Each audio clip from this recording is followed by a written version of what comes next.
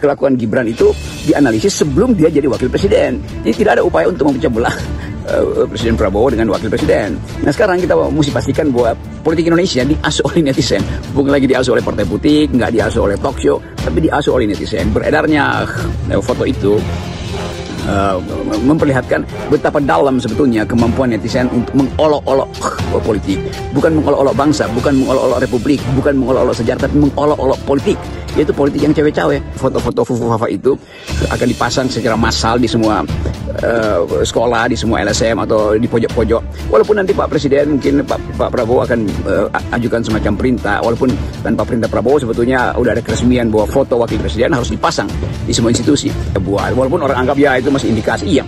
Tapi semakin kuat indikasi itu, semakin susah dibantah. Kecuali ada semacam gerakan untuk menghentikan itu. Saya usulkan supaya lembaga-lembaga survei lakukan survei untuk mengatakan bahwa semua itu bohong. 98% penduduk Indonesia berpendapat bahwa kasus Fufu itu bohong, bahwa Gibran bukan pemiliknya. Tapi nggak ada lagi kekuatan moral, atau bukan kekuatan moral, kekuatan finansial dari lembaga survei ini untuk membackup saudara Gibran.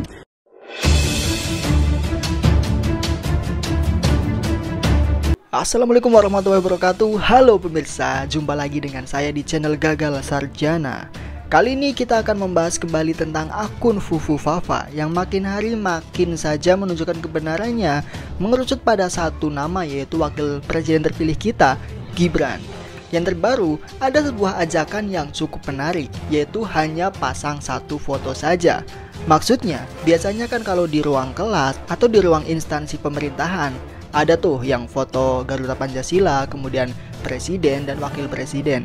Nah, netizen mengajak agar pasang foto presiden dan Garuda Pancasila saja. Wakil presidennya fotonya diganti pakai tulisan Fufu Fafa. Nah, menarik deh pemirsa. Dan seorang pengamat politik, Bung Rocky Gerung, mengomentari hal ini. Seperti apa videonya? Mari kita simak bersama dan harap tonton sampai habis agar tidak gagal paham. Orang akhirnya jadikan soal Fufu Fafa itu sebagai the only game in town. Tentu kita mengerti bagaimana psikologi dari Gibran atau keluarga besarnya atau keluarga intinya itu Pak Jokowi melihat ada foto wakil presiden tanpa nama tapi hanya tulisan Fufu Fafa didampingi oleh presiden terpilih Pak Prabowo yang resmi memakai baju kenegaraan. Dan itu menunjukkan bahwa nggak ada yang memecah belah mereka berdua. Jadi isu ini tumbuh akibat dari yang kita sebut sebagai past event. Semua yang ada di belakang akhirnya dibawa ke sini untuk dipertengkarkan atau dianalisis. Jadi kelakuan Gibran itu dianalisis sebelum dia jadi wakil presiden. Jadi tidak ada upaya untuk memecah belah Presiden Prabowo dengan wakil presiden. Yang ada adalah sinisme, yang adalah satire. Dan itu hal yang biasa dalam demokrasi. Kan nggak mungkin kita berbohong untuk membaca pikiran netizen. Nah sekarang kita mesti pastikan bahwa politik Indonesia diasuh oleh netizen. Bukan lagi diasuh oleh partai politik, nggak diasuh oleh talk show, tapi diasuh oleh netizen. Beredarnya foto itu memperlihatkan betapa dalam sebetulnya kemampuan netizen untuk mengolok-olok politik. Bukan mengolok-olok bangsa, bukan mengolok-olok republik, bukan mengolok-olok sejarah, tapi mengolok-olok politik. Yaitu politik yang cewek-cewek. Nah, itulah akibatnya kalau semua hal yang dari awal sudah diberi peringatan oleh kalangan yang disebut sebagai kritisi, itu tuh FNN termasuk di dalamnya, atau bahkan yang paling utama di dalamnya. Tetapi kita mau lihat bagaimana ketegangan psikologi ini akan terbawa selama 5 tahun. Dan tetap mesti ada penyelesaian.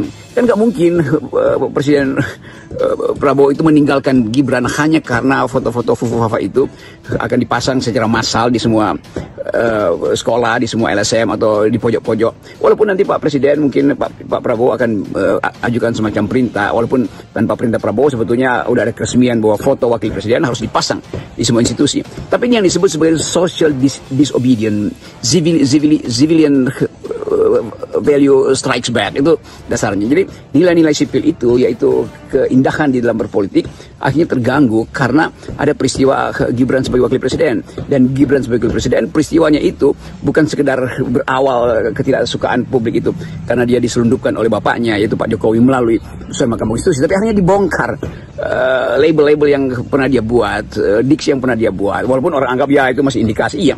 Tapi semakin kuat indikasi itu, semakin susah dibantah. Kecuali ada semacam gerakan gerakan untuk menghentikan itu. Saya usulkan supaya lembaga-lembaga survei lakukan survei untuk mengatakan bahwa semua itu bohong. 98% penduduk Indonesia berpendapat bahwa kasus Fafu itu bohong, bahwa Gibran bukan pemiliknya. Tapi nggak ada lagi kekuatan moral, atau bukan kekuatan moral, kekuatan finansial dari lembaga survei ini untuk membackup saudara Gibran. Jadi kemampuan kita untuk menilai akhirnya akan dibatalkan oleh kejujuran dari para netizen. Tentu saya mengerti kejengkelan dari Pak Prabowo karena akan berhadapan dengan sinisme yang berlangsung 5 tahunan. Jadi kalau orang menganggap bahwa keadaan ini betul-betul menggelisahkan, transisi politik memang menggelisahkan. Karena bagaimana Pak Prabowo dalam 20 hari ke depan akan memimpin kabinet, dan sidang pertama kabinet datang di depan publik bersama dengan wakil presiden. Lalu wakil presiden itu disenyumin oleh wartawan dengan senyum yang khas, yaitu semacam ngeledek atau satir. Kan nggak enak buat Pak Prabowo. Tetapi Pak Prabowo nggak bisa marah karena itu bukan terhadap Pak Prabowo tapi terhadap wakil presiden.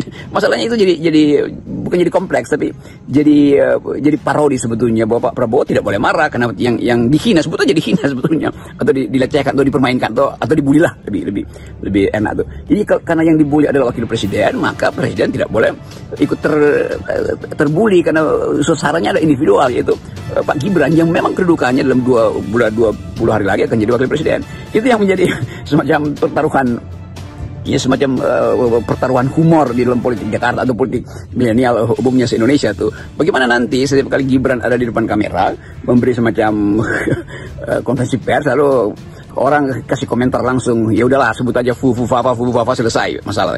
Nah, kemungkinan itu bisa terjadi itu, dan ini nggak ada delik yang bisa menjerat masyarakat Indonesia. Semua yang akan menggombali atau mengolok-olok wakil presiden tidak mungkin dipidana karena deliknya udah nggak ada. Itu susahnya tuh. Nah, satu-satunya cara adalah memperbaiki postur. Apa yang mau diperbaiki? Ya mental. Apa yang kesalahan dalam mental? Yaitu kemampuan untuk menjadi otonom. Nah, selama Pak Gibran tidak jadi otonom, maka dia tidak mungkin dianggap atau dimuliakan pada akhirnya kan. Karena ini beban juga pada saya atau pada bangsa ini, bahwa wakil presiden tidak dimuliakan, sementara presiden dimuliakan itu kan. Itu pada ini satu paket, bahwa Pak Prabowo dan Pak Gibran dipilih oleh satu paket. Saya mau terangkan itu sebagai masalah ke depan tuh. Nanti banyak lagi orang yang masih bernaung di bawah sayap Jokowi, lalu menganggap saya memecah belah, berupaya untuk mempertajam. Bukan, justru udah jadi tajam karena kelakuan positif netizen, bukan kelakuan negatif. Karena mereka membaca bahwa ada seorang segenerasi mereka yang etikanya tidak bisa dipercayakan. Kecuali memang sudah disidangkan bahwa itu bukan akunnya Fufu Fafa, itu bukan akunnya Gibran, maka semua yang memproduksi itu bisa ditangkap karena menyebarkan berita bohong. Itu bisa. Jadi percepat aja untuk menangkap semua netizen Indonesia kan. Nah, ini hal yang saya anggap kita masuk di dalam kecemasan semacam itu sambil menunggu apa keterangan resmi dari Pak Prabowo tentang kasus satire ini atau kasus parodi ini. Ini luar biasa, belum pernah ada dalam sejarah Indonesia atau bahkan sejarah dunia kasus macam ini, bahwa netizen menguasai opini publik, dan istana kehilangan kemampuan untuk menangkal itu. Ditaruh semua di situ, ahli-ahli komunikasi, juru bicara presiden, juru bicara istana, semua pakar digabung dengan lembaga-lembaga survei yang dipimpin dari Master Kodari sampai siapa lagi, mungkin tinggal Kodari yang ada di situ, dan berupaya untuk menghalangi pikiran netizen. Kelihatannya itu hal-hal yang mustahil itu. Jadi kemampuan netizen untuk menentukan arah politik Indonesia melampaui kemampuan koalisi Kim Plus untuk menghalangi suara netizen. Jadi kalau disebut suara netizen itu adalah suara Tuhan atau suara alam semesta, itu memang terjadi karena semua pohon, semua pojok, semua dinding itu merekam suara netizen, dan itu yang didalilkan sebagai suara masyarakat sipil, suara akal sehat. Jadi kalau akan ada kampanye untuk pasang foto presiden dan wakil presiden, pasti akan dipasang, tetapi yang satu akan disebut saja dengan Fufu Fafa tanpa foto resminya tuh. Apakah itu pidana? Tidak pidana. Kan orang akan anggap ini bukan pidana. Masa nggak pasang foto presiden, wakil presiden ada pidana? Kalau dia masih pasang foto presiden. Jadi ini kesulitannya. Mungkin ini yang disebut sebagai novum atau temuan baru dalam hukum. Yang kalau di awal misalnya diperlihatkan bahwa ada cacat pada Pak Gibran itu di awal, kalau Fufu Fafa ini dibuka dari awal, mungkin nggak semeledak ini. Tetapi dengan cara yang konsisten juga bisa dikatakan kalau dibuka dari awal, mungkin Gibran akan menghindar untuk jadi wakil presiden. Tetapi kan itu post factum, tetap terlihat bahwa keinginan Pak Jokowi untuk memaksimalkan dukungan pada Gibran bahkan sudah melampaui kemampuan kita untuk membayangkan peradaban politik yang seharusnya dijaga tuh. Jadi kelihatannya itu akan berlangsung terus. Kita tetap menginginkan ada ketertiban di dalam politik. Ketertiban maksudnya ada semacam penghargaan etis. Tetapi kalau netizen atau ya orang akhirnya melihat bahwa ia memang nggak pantas. Jadi apa yang mesti dilakukan? Ya dibatalkan tentu ada proses berikutnya, yaitu harus ada keputusan MPR untuk memberi penilaian pada Gibran bahwa dia tidak layak, tetapi dimaksudkan tidak mungkin karena dia belum dilantik. Kalau dia dilantik dimaksudkan, itu juga masalahnya dari mana masuknya atau apakah itu perbuatan tercela. Jadi semua hal terbuka dan itu yang kita anggap sebagai kerikil kecil dan bisa menjadi batu besar di dalam proses pelantikan Pak Prabowo nanti. Oke, itulah tadi statement dari Bung Rocky Gerung. Bagaimana menurut pemirsa sekalian? Silahkan komentar di bawah dengan akal sehat. Terima kasih sudah menonton video ini. Sampai jumpa di video selanjutnya. Salam perjuangan, salam akal sehat.